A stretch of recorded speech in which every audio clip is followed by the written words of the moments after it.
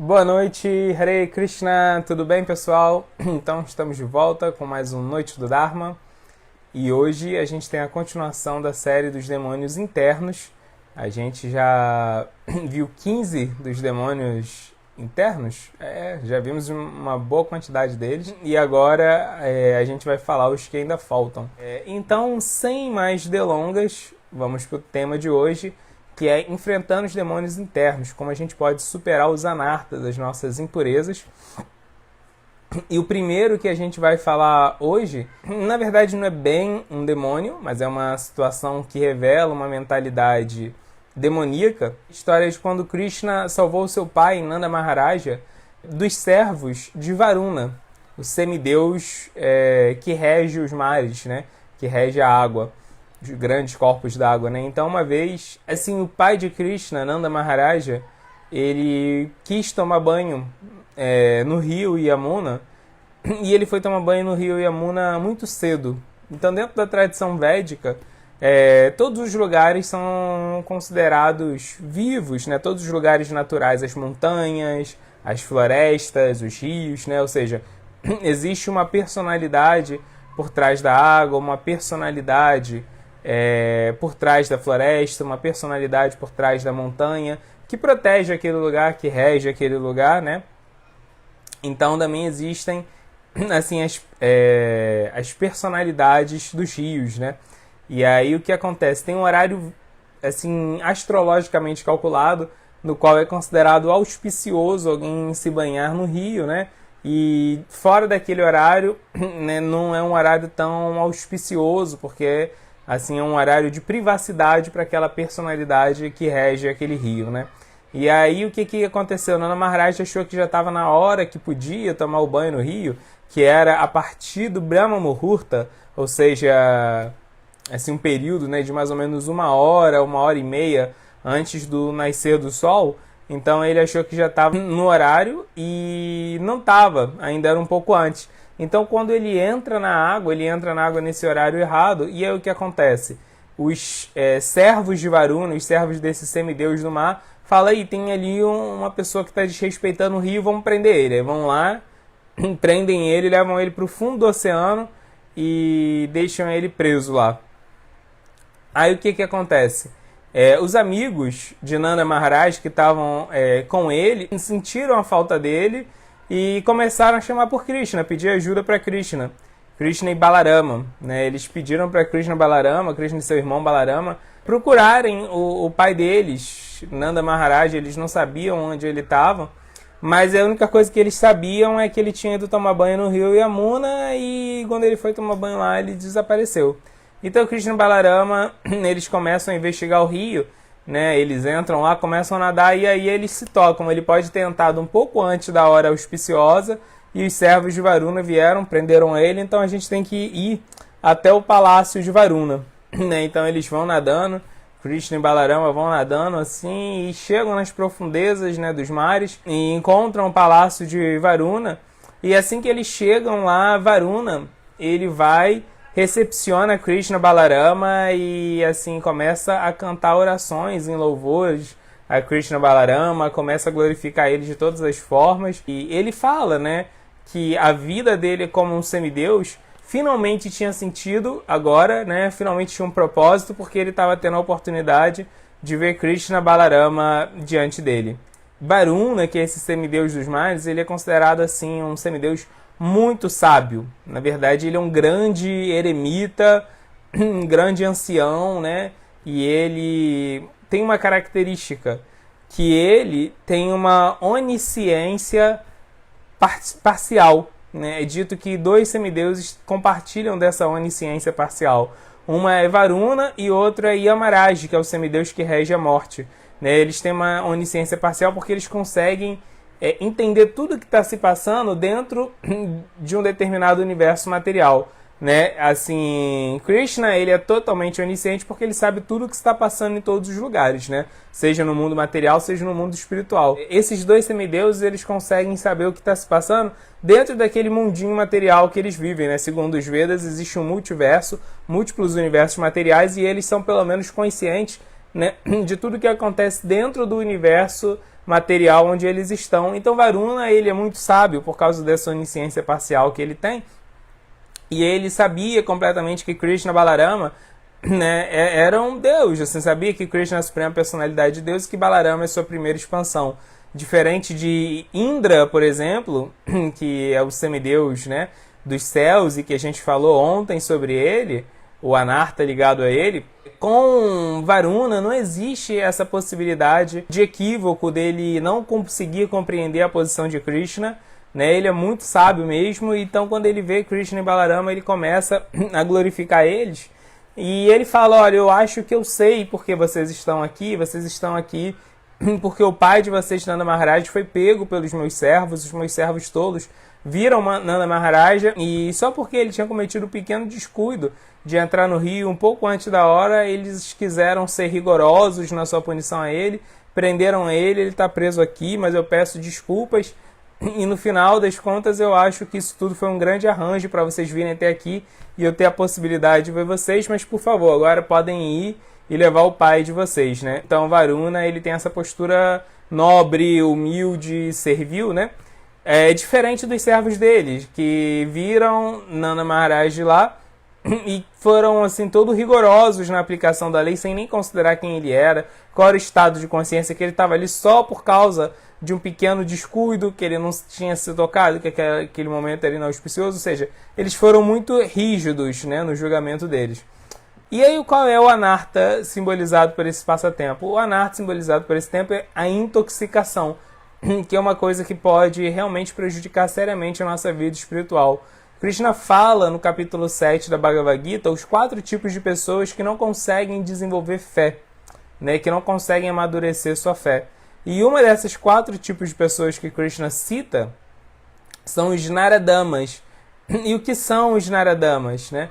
Os Naradamas são justamente essas pessoas que estão presas por maus hábitos, que elas não conseguem se esforçar para se libertar desses maus hábitos, desses vícios.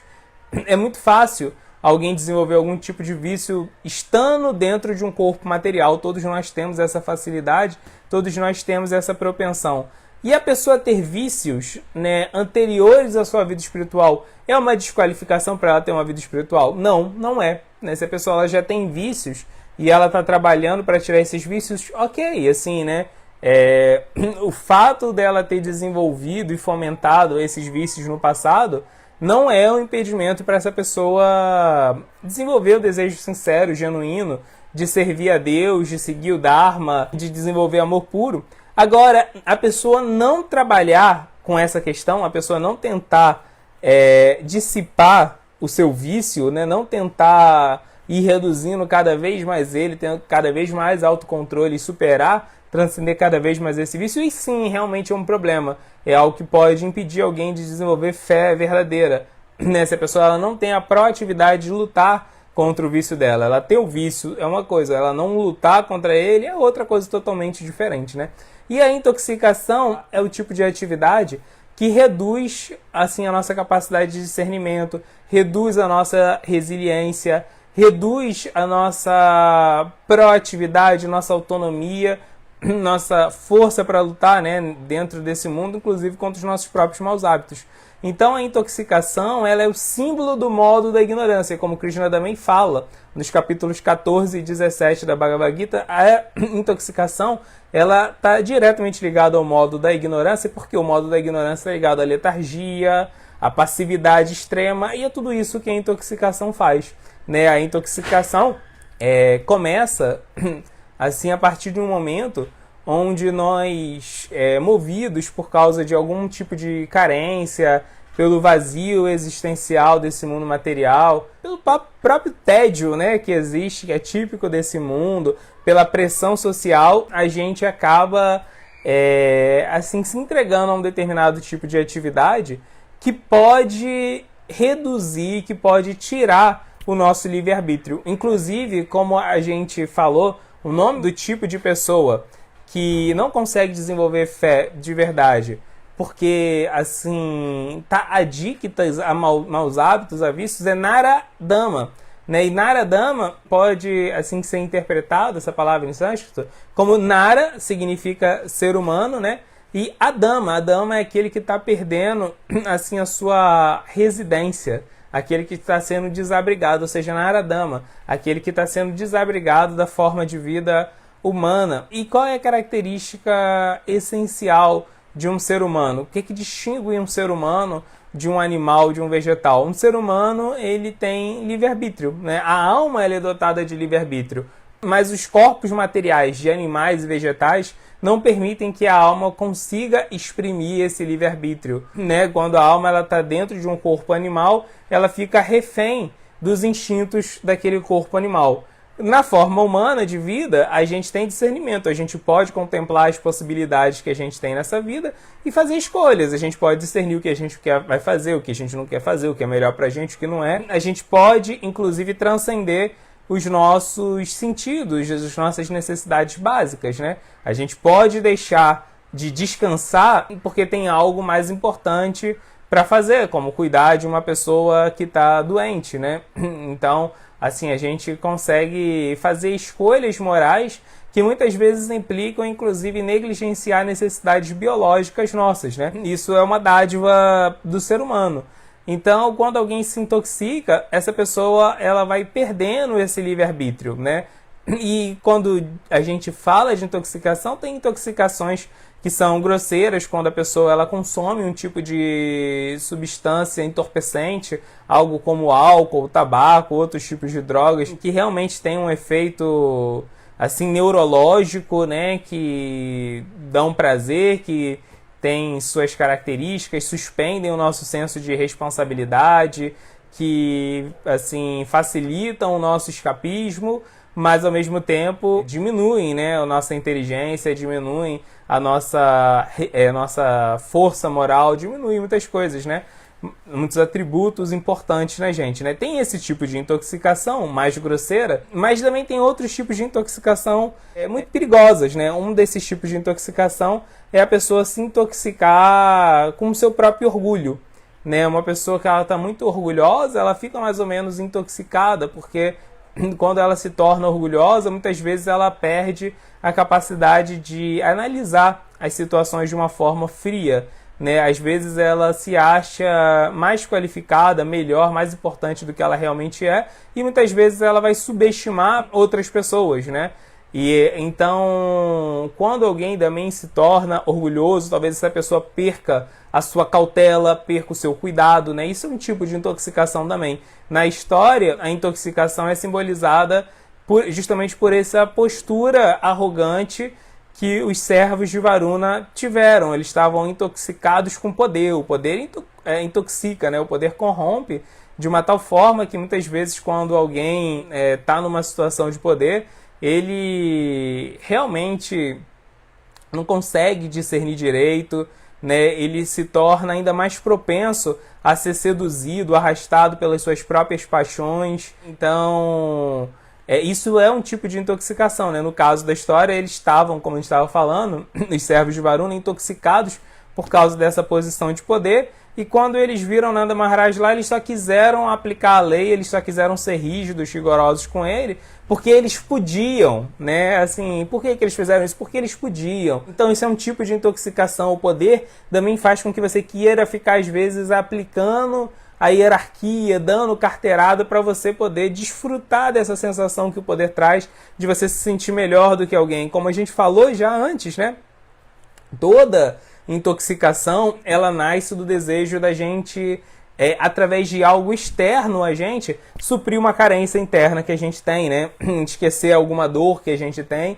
Então, essa sensação de se sentir poderoso, de poder oprimir alguém, ela também é um tipo de intoxicação, ela também é um jogo poderoso. Quanto alguém mais se envolve com o poder, mais fascinado pelo poder ela se torna, né? Tem outros tipos de intoxicação que são muito perigosos também. Um tipo de intoxicação muito assim popular na época que a gente está é a intoxicação do entretenimento, né? O entretenimento, assim, ele se tornou algo tão fácil, tão disponível, né? A gente pega o nosso celular e ali tem tantas opções de entretenimento, tem stream, tem redes sociais com scroll infinito que a gente pode ficar rodando sem parar, tem entretenimento tão fácil disponível que muitas vezes a gente gasta as nossas horas de ócio, que são horas muito preciosas, horas muito sagradas, né? O descanso é um momento sagrado para a gente recompor as nossas energias, né? Ou então para a gente fazer algo mais sublime, se entregar uma arte, algo mais sublime, e a gente às vezes só assim se entrega a futilidades, a banalidades. Então eu estava vendo uma pesquisa de um neurocientista holandês semana passada, que ele falava que a gente vive numa geração que vai se entreter até morrer. Ele falou assim que a gente está se matando de tanto entretenimento, né? Na geração assim que ninguém mais quer consumir artes refinadas, né? Uma música assim que leve você a fazer questionamento, alta literatura. Não, as pessoas querem só entretenimento. Não que isso seja um problema, né? Assim, um pouco de entretenimento simples, né, simplório, só pra gente dar uma aliviada das tensões do dia a dia, isso é ótimo, né? Krishna mesmo fala de entretenimento na Bhagavad Gita, que ele fala que quem tem entretenimento demais ou entretenimento de menos não pode ser um yogi. Ou seja, quem tem entretenimento de menos, isso também é um problema. A pessoa ela começa a ficar muito rígida, muito paranoica, ela não consegue, né, desligar do modo da paixão. Então, um pouco de entretenimento ele é importante para a gente ir reduzindo a paixão da nossa consciência, ir relaxando, né? Isso é ótimo. Assim, depois de um dia de trabalho, você ter 15, 20 minutinhos de entretenimento ajuda você a descansar, até ter uma noite de sono melhor. Mas a gente vive numa geração que está viciada em entretenimento simplório, né? Então isso também é um tipo de intoxicação, isso também é uma coisa que não é saudável, né? Então existem muitas formas, né, de intoxicação, como a gente falou. Além das formas mais grosseiras de intoxicação, que envolvem entorpecente, tem outras intoxicações sutis, né? A gente deu esses dois exemplos, né, do entretenimento e do poder, mas a gente poderia citar muitas outras coisas, mas em essência a intoxicação, se a gente pode definir ela, se a gente pode dar uma definição formal para ela, para a gente poder identificar a intoxicação na nossa vida, a intoxicação ela é essencialmente isso. Ela é uma tentativa infantil, né, uma tentativa frívola, da gente suprir uma carência interna nossa a partir de experiências, a partir do consumo de coisas externas a gente, que na verdade vão estar cada vez mais reduzindo o nosso livre-arbítrio, que vão gerar vício, que vão gerar dependência dessa atividade, dependência emocional, inclusive, né? Como a gente faz para transcender um vício? Como a gente faz para transcender algo que nos intoxique? Né? A intoxicação, a gente só se rende a ela porque ela dá prazer, algum tipo de prazer, né? Seja um prazer na forma de fazer com que a gente esqueça um problema, esqueça um sofrimento, seja um prazer porque provoca uma sensação de alegria imediata, imediatista, seja porque através da intoxicação a gente tem mais facilidade de sociabilização. A intoxicação ela vem através de algum prazer, né? Por isso a gente se rende a ela. E depois a gente acaba se perdendo porque a gente se torna escravo dessa intoxicação.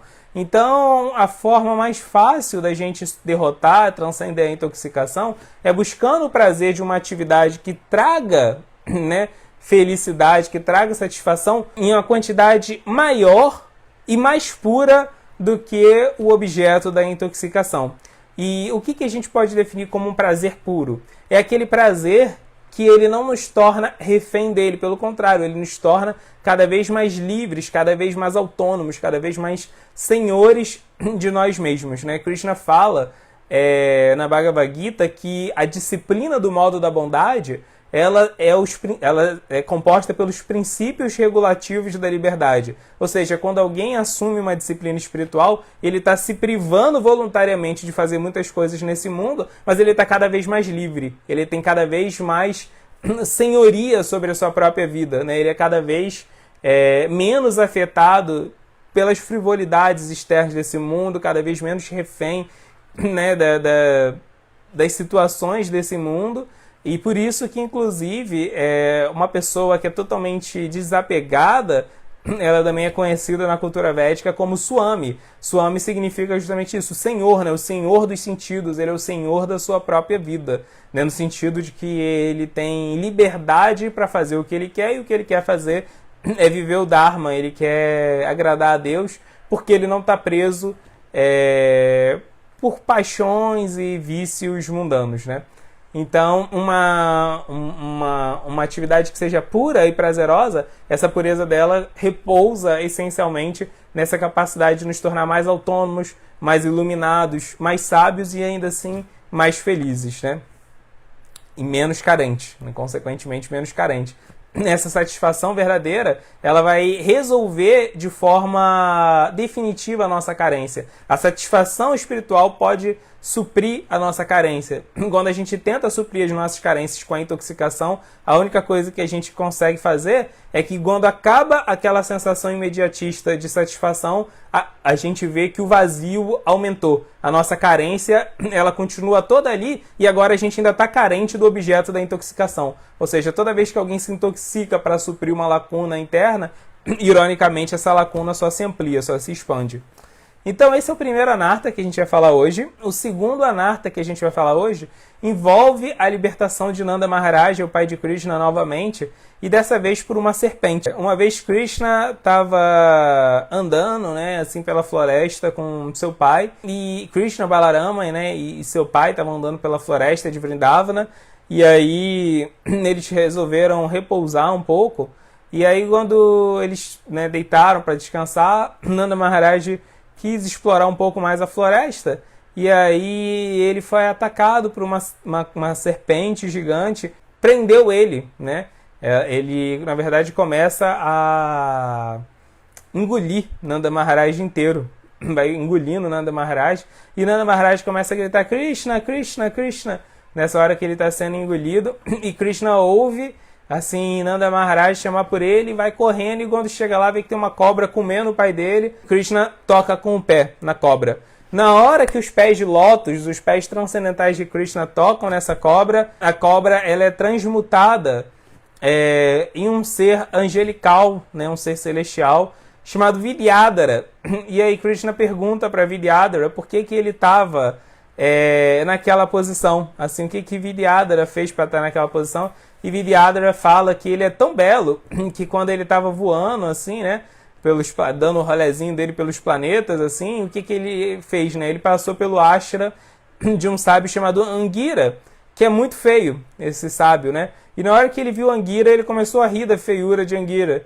E Angira falou, você está vaidoso por causa da sua beleza? Então agora você vai virar uma cobra, né, para você ver o que é bom. Cobra tem que trocar de pele, né? Então você acha que você é tão bonito assim, você é tão apegado à sua pele, você vai viver agora como uma cobra e vai ficar mudando de pele toda hora, para você ver o que é bom para tosse, para você ver que você não é o corpo, né?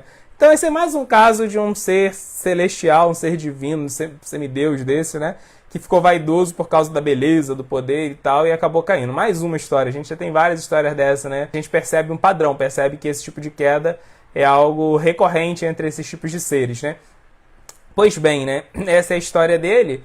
E o que simboliza essa história? Essa história, ela simboliza, da mesma forma que Nanda Maharaj ele é um devoto puro, né? E ele começou a ser engolido pela serpente gigante.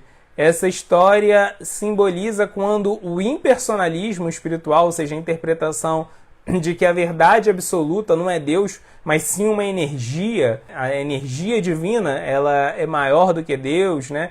Essa compreensão filosófica que, segundo os Vedas, é totalmente equivocada, quando ela engole o personalismo, né? Em qual sentido engolir o personalismo? Que muitas vezes as pessoas elas adoram a Krishna ou adoram a Deus, né? Com uma mentalidade impersonalista. Por quê? Porque impersonalismo é justamente o culto à energia de Deus como ela sendo superior ao próprio Deus, né? Como ela sendo a realidade última.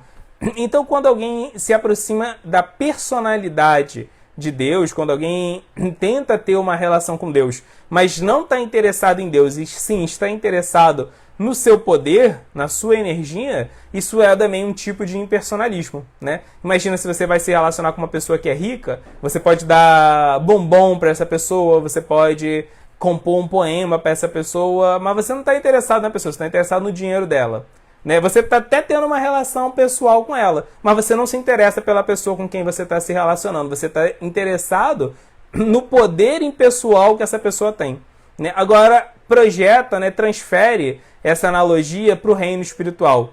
Existe esse tipo de impersonalismo também, onde alguém até se relaciona com Deus, mas não está interessado em Deus, está interessado no poder de Deus, né? Esse tipo de impersonalismo, ele, por ser justamente mais sutil e por ser mais, assim, digamos, psicológico do que propriamente filosófico, ele é até pior do que o impersonalismo filosófico, né? Então, imagina quando isso acaba se tornando, inclusive, uma prática religiosa. Então, isso é algo totalmente impuro, né? Porque se a gente tem duplicidade na nossa relação com Deus, a gente vai ter duplicidade na nossa relação com qualquer ser vivo, né? Se a gente tem pureza na nossa relação com Deus, a gente vai ter pureza na relação nossa com qualquer ser vivo, porque todo mundo é parte de Deus. A partir do momento que a gente tem malícia, segundo as intenções com Deus, a gente naturalmente vai ter esse tipo de malícia com as criações de Deus, né? Então, parece só uma questão teológica, mas não é só uma questão teológica, porque isso reverbera profundamente na psicologia e no comportamento de alguém que pensa dessa forma. Dentro da civilização védica, tinha um tipo de adoração a Deus conhecido como Panchopassana. O que era Panchopassana? O Panchopassana são os 5 estados de realização, né, de meditação em Deus. Então, como que era feito esse Panchopassana? E esse Panchopassana, normalmente, ele terminava mal. Né? Qual é a do Panchopassana? Panchopassana, a ideia dele é fazer com que a pessoa ela entenda que desenvolver a relação dela com Deus é realmente a meta espiritual da vida. Então o Panchopassana começa da seguinte forma. Quando a gente está vivendo nesse mundo material, todos os nossos desejos repousam na matéria, né? Todos os nossos, assim, nossa percepção da vida, tudo, a nossa investigação sobre o que é realidade, tudo nosso está ligado à matéria. Somos cercados pela matéria, somos cercados pela natureza material. Então, nada mais natural que o nosso despertar espiritual comece através da nossa relação com a natureza material. Então, o primeiro passo do Panchopassana era adorar Durga, que é a semideusa responsável pela natureza material. Né? Então, pelo menos a ideia é de que existe algo além do que você. Você já não é mais o centro da existência. Você é só parte da natureza, você é só mais uma engrenagem, né? Você é só mais uma peça nessa engrenagem da natureza. A natureza é algo maior do que você. Então, pelo menos você não vive totalmente autocentrado. Você tem uma percepção de que existe algo maior. Então, por isso você adora Durga. Adora Durga para cultuar a natureza e assim despertar para a possibilidade de algo superior a você. E aí, uma vez que você consegue realmente se situar nessa posição, de ver a natureza como algo muito maior, muito superior a você mesmo, o que acontece? Você passa a entender que a natureza supre você de muitas formas, supre você com alimento, supre você com água, mas se não fosse o calor do sol, nenhum de nós estaríamos vivos, né? Podia ter água, podia ter tudo, mas se não fosse o calor do sol, basicamente nenhum ser vivo estaria vivo. A ideia é que o calor do sol, ele representa, assim, o aspecto principal da natureza material, pelo menos para a manutenção da vida. E já que, assim, ele representa, assim, o ápice da natureza, então ele simboliza o fato de que vivemos nesse mundo e que a natureza é maior do que a gente, mas temos que buscar uma meta. A natureza, ela está apontando para uma meta. Existe um propósito na vida e esse propósito não é só se relacionar com a natureza. A natureza ajuda a gente a descobrir o propósito da vida. Então, as pessoas depois passavam, através desse método Panchopassana, a adorar Surya, o deus do sol, para buscar a ajuda dele, para descobrir qual é a meta da vida. E depois que eles adoravam Surya, o deus do sol, eles adoravam Ganesha, né? Então, Ganesha é um semideus ligado a conhecimento, sabedoria, remoção de obstáculos, né? E aí ele simboliza também o humanismo, né? A busca por melhorar a sociedade humana através de revoluções sociais, políticas. Então, já que você está buscando uma meta na vida, pelo menos que essa meta não seja centrada em você, seja centrada em servir, né? Em tentar melhorar o mundo, em tentar salvar o mundo de alguma forma. Né? Então as pessoas adoravam Ganesha para serem imbuídas, para serem contagiados por esse tipo de altruísmo, de filantropia, de viver assim uma vida dedicada em prol do próximo, né? E uma vez que eles adoravam Ganesha com esse propósito, depois eles passavam a adorar Shiva, né? Então Shiva, ele é Yogeshwara, o senhor do yoga. Quando eles adoravam Shiva para poder perceber que, na verdade, por mais que a gente melhore a sociedade nesse mundo, ainda assim esse mundo é um local destinado à decrepitude, esse mundo é um local destinado à imperfeição, esse mundo material é um local temporário, né? Então, por mais que a gente melhore a sociedade, a gente tem que realmente tentar melhorar a sociedade, porque isso faz parte do nosso Dharma, esse não pode ser o Dharma último, esse não pode ser a meta última da vida, porque a meta última da vida ela tem que necessariamente transcender a efemeridade e a temporariedade do reino material. Então se adorava Shiva para buscar esse senso de uma jornada metafísica, né? De uma jornada por algo que não está limitado pelos parâmetros do mundo material, né? Por um espírito de transcendência, né? E aí, depois que a pessoa tinha adorado Shiva, ela adorava Vishnu para entender que a transcendência de verdade só acontece quando você desenvolve devoção por Deus, né? Então esse era o processo Panchopasana, você ia adorando várias deidades para até chegar no ponto de entender que Deus é Vishnu, os outros seres são semideuses, por isso as bênçãos que eles podem trazer, mesmo em termos de autorrealização, são parciais, mas a bênção útil vem com Vishnu e ela consiste em a gente entender que a meta da vida é desenvolver amor por Deus, né?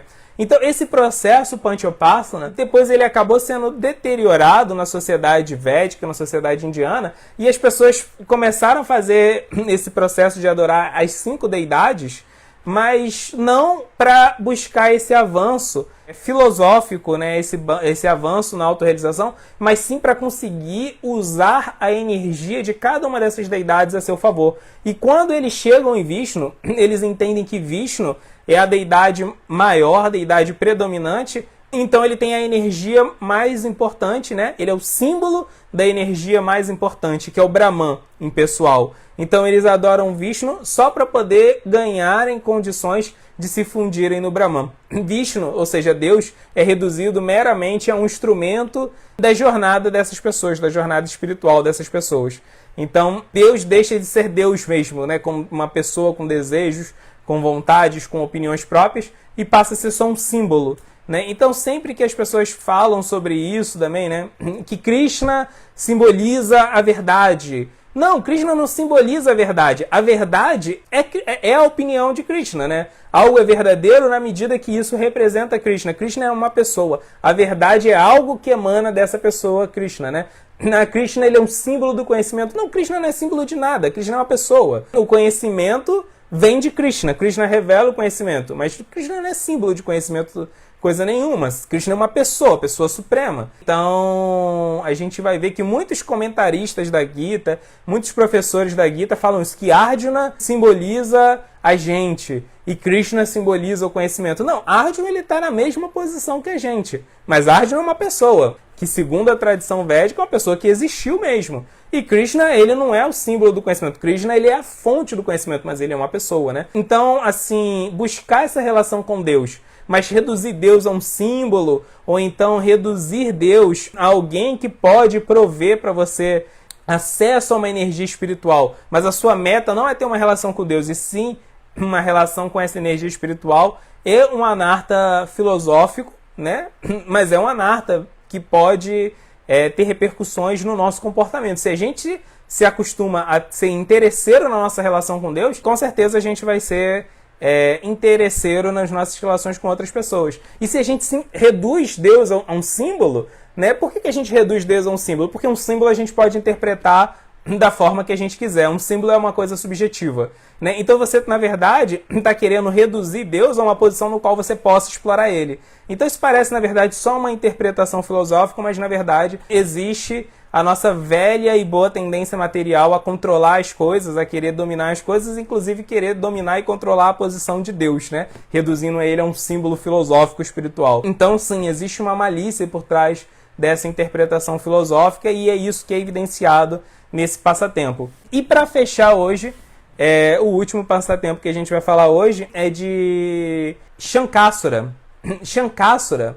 Shankasura, ele é... Qual é a história de Shankasura? Uma vez Krishna e Balarama estavam brincando na floresta e já era tarde da noite e as gopis foram brincar com eles, né? Então, Krishna, ele tem suas namoradas, né? Tem as gopis que são namoradas de Krishna e tem as gopis que são namoradas de Balarama, né? E Krishna, ele é amigo das gopis que são namoradas de Balarama e Balarama é um grande amigo das gopis que são namoradas de Krishna, né? Elas são grupos diferentes, né? Tem as gopis que namoram Krishna, elas não são namoradas, obviamente, de Balarama, né? Elas têm uma relação de amizade e admiração muito grande por Balarama e vice-versa, né? Krishna é o amigo das gopis de Balarama. Então, esses grupos, né, tanto as gopis de Balarama quanto de Krishna, se encontraram com eles na floresta e Krishna e Balarama aproveitaram que as gopis estavam ali e começaram a cantar várias canções. E as gopis fizeram uma plateia e ficaram vendo assim, eles cantando. E eles estavam curtindo assim, a noite dessa forma. E Shankasura, ele passou por ali. Quem era esse Shankasura? Shankasura, ele era um yaksha, né? Os yakshas são os espíritos que tomam conta da natureza. Eles são chefiados por Kuvera, que é o tesoureiro dos semideuses, né? Então esse Shankasura, ele era um desses espíritos que toma conta da natureza e ele era muito próximo, ele era de muita confiança de Kuvera, que é o chefe desses yakshas, desses espíritos, né? E que é o tesoureiro dos semideuses, como a gente acabou de falar. Então ele tem uma posição assim elevada. E Shankasura, por se tornar o homem de confiança dele, acaba recebendo muitos privilégios também, né? E aí ele acaba se tornando, de novo, muito vaidoso, né? De novo a gente vê esse padrão da vaidade, do orgulho, né? E por causa disso ele começa a achar que tudo aquilo que ele vê e que ele quer desfrutar tem que ser dele, né? Então ele se aproveita da posição que ele tem, né? E começa a abusar, né? E começa a tentar explorar as pessoas, explorar as coisas, tudo aquilo que ele vê que ele quer pra ele, ele vai lá e pega. E quando ele vê Krishna Balarama cantando e as gopis belíssimas, lindas, assim, né? Observando Krishna Balarama com os olhos, assim, brilhando de admiração, ele fala, não, eu quero que elas me admirem, assim, não quero que elas fiquem admirando esses meninos, eu quero, né? Eu quero desfrutar da admiração delas, né? Então, ele vai lá e começa a raptar as gopis. Ele bota as gopis assim embaixo do braço e sai correndo com um monte de golpe assim embaixo do braço, né? E aí as gopis começam a chamar por Krishna Balarama e Krishna vai correndo atrás dele. E o nome dele era Shankasura, porque Shanka significa búzio. E ele, na testa dele, ele tinha uma joia em forma de búzio. Muito bela, né? Essa joia. E aí Krishna vai correndo atrás dele, ele tá cheio de golpe assim embaixo dos braços, né? Fugindo. E Krishna vai assim correndo atrás dele e bate nele, joga ele no chão. E aí quando ele cai, Krishna vai e pisa, né, nele e derrota ele na mesma hora. E aí Krishna salva as gopis e Krishna ainda arranca essa joia que ele tinha na testa em forma de búzio e volta e dá de presente para Balarama, né? Ele fala assim, ele estava querendo desfrutar das gopis que são suas amantes, mas agora você que vai desfrutar da joia dele, né? E dá essa joia para Balarama. Então, o que Shankasura ele representa? Shankasura, ele representa essa tendência que alguém pode ter de desfrutar de privilégios espirituais. Ou seja, quando alguém ingressa, né, na vida espiritual, é muito fácil a pessoa ser humilde, né? Uma coisa é você acabou de se tornar um devoto, e aí você vê que existem muitos parâmetros morais que você não consegue seguir, uma disciplina que você não consegue seguir, uma filosofia que você não consegue entender totalmente, e você percebe o quão limitado você é e você é humilde, né? Normal. Toda pessoa que está começando a vida espiritual, ela é humilde. Agora, à medida que a gente vai avançando na vida espiritual, a gente tem que ir cultivando ainda mais essa humildade, né? E o que acontece é que esse mundo, possui Maya, né? Possui essa ilusão material, e todos nós viemos aqui para ser o controlador. Então, quando você avança espiritualmente, a sedução de você querer controlar as coisas, ela também é muito forte, porque as pessoas começam a te admirar espiritualmente, né? Então, assim, digamos que você seja um devoto experiente, que tem conhecimento das escrituras, que já fez muito serviço. A possibilidade que você tem de você querer se sentir poderoso e querer interferir demais na vida das pessoas e querer, assim, né, exibir o seu conhecimento e querer, assim, mandar e desmandar e querer ser prestigiado e desfrutar de tudo isso, desfrutar de quando as pessoas te elogiam, desfrutar dos benefícios, das facilidades que vêm. Você ser uma figura reconhecida dentro de um meio espiritual são muito grandes, né? Então, Shankasura, ele representa esse